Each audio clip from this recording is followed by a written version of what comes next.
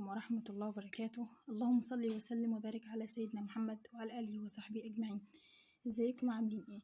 ان شاء الله النهاردة هعمل ايس كريم بطريقة موفرة اقتصادية، تقدري تعمليها في البيت لأولادك بطريقة سهلة جدا وجميل ومضمونة نظافة يعني. ومقادير موجودة في البيت وبسيطة، ولبن طبيعي طبعا، كلها لبن مغذية ليهم. انا طبعا عملت هنا الشوكولاته، بس طبعا ما قطعتهاش كويس لان مش عندي. لو عندك القطعه بتاعه الايس كريم بتبقى جميله معاكي، ده بالفراوله وده بالشوكولاته.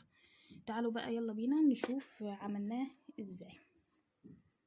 حاجه دلوقتي في المرحله الاولى من عمل الايس كريم، مرحلتين هما.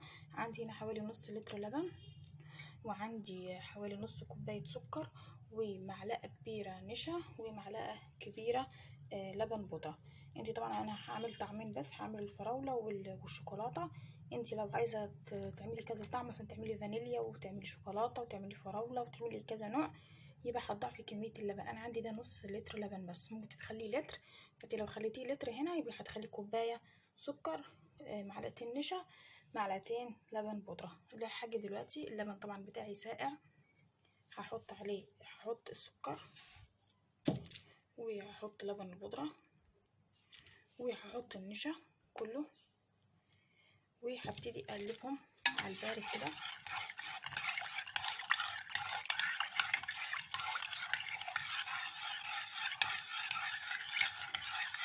اقلبهم كويس عشان اتاكد ان مفيش حاجه ماسكه في بعضها كده. اقلبهم كويس، وبعد ما يدوبوا والاقي السكر داب وكل حاجه دابت، ممكن كمان اعمل بالمضرب السلك عشان اتاكد اكتر.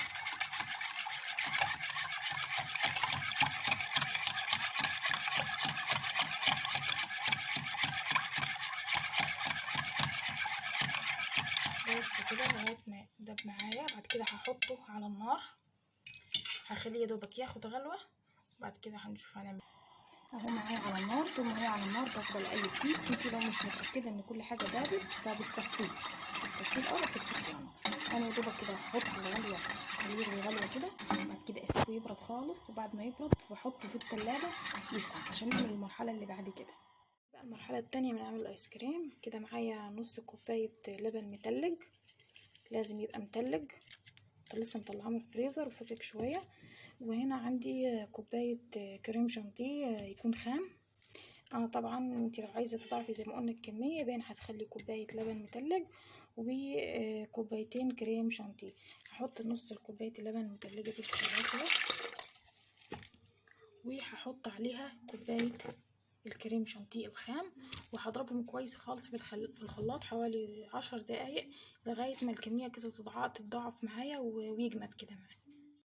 وهو طبعا الكميه بعد ما ضربتها اهي بقت المنظر ده، والقوام بتاعها اهو شايفين ازاي. طبعا ده الخليط بتاعي اللي عملته، اللي هو اللي حطيته في التلاجة يسقع، اللي هو عبارة عن لبن ونشا ولبن بودرة وسكر. ده طبعا هنزل عليه الكريم شانتيه واقلب فيه كويس. واهو الخليط بتاعي بعد ما قلبته ببعض اهو. لازم كل حاجة تبقى ساقعة، لازم تبقى ساقعة بالمنظر ده. انا دلوقتي هعمل الاطعمة بتاعتي. انا عندي هنا شوية فراولة كانوا عندي في الفريزر مفرزاهم، هعمل شوية.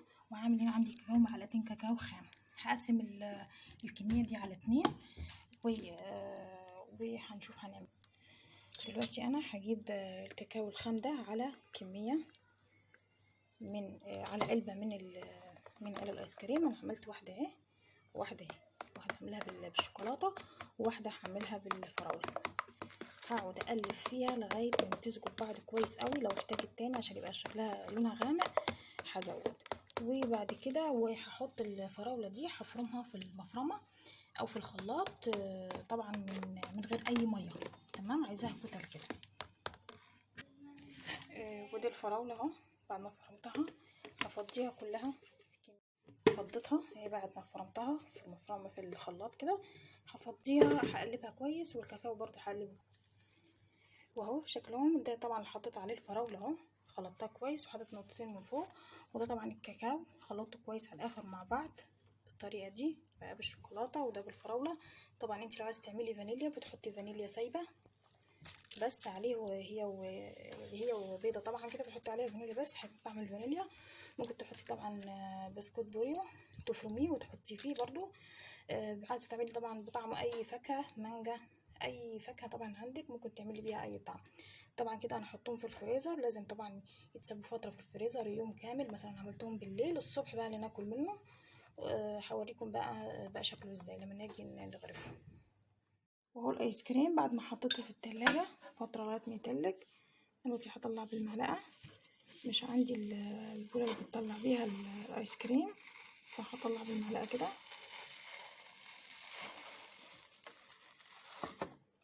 اهو.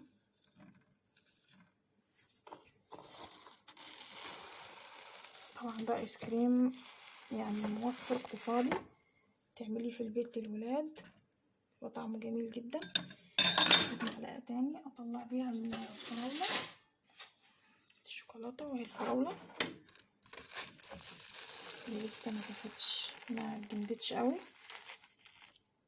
عشان الولاد مستعجلين عليها، بس اهو بالمنظر ده. طعمه جميل جدا موفر، تعمليه في البيت هيعجب ولادك قوي. وبالهنا والشفا هقولك تاني اهو المنظر ده، هنا والشفا.